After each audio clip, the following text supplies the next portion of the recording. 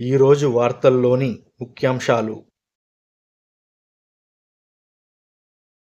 అనకాపల్లి జిల్లా అచ్యుతాపురం మండలం పూడిమడకలో ఎన్టీపీసీ ఏర్పాటు చేయబోతున్న గ్రీన్ హైడ్రోజన్ హబ్కు ఈ నెల 29న ప్రధాని మోదీ శంకుస్థాపన చేయనున్నారు.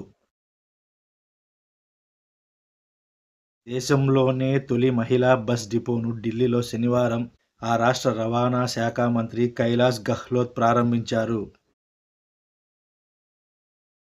అమెరికా శ్వేత సౌధ ప్రెస్ సెక్రటరీగా కరోలైన్ లెవిట్ను ట్రంప్ ఎంపిక చేశారు. ఆస్ట్రేలియా, పాకిస్తాన్ మధ్య జరిగిన రెండవ టీ20 మ్యాచ్లో ఆస్ట్రేలియా పాకిస్తాన్పై ఘన విజయం సాధించి సిరీస్ను కైవసం చేసుకుంది. జాతీయ సీనియర్ పురుషుల హాకీ ఛాంపియన్షిప్లో ఒడిశా పురుషుల హాకీ జట్టు తొలిసారి టైటిల్ను కైవసం చేసుకుంది. రామ్ చరణ్ హీరోగా బుచ్చిబాబు దర్శకత్వం వహించబోతున్న నూతన చిత్రం వచ్చే వారం నుంచి రెగ్యులర్ షూటింగ్ ప్రారంభం కానున్నది.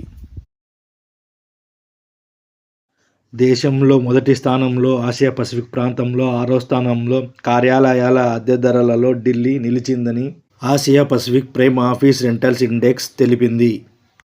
తయారీ రంగంలో 1.68 లక్షల కోట్ల పెట్టుబడులు పెట్టనున్నట్లు Aditya Birla group chairman KM Birla వెల్లడించారు.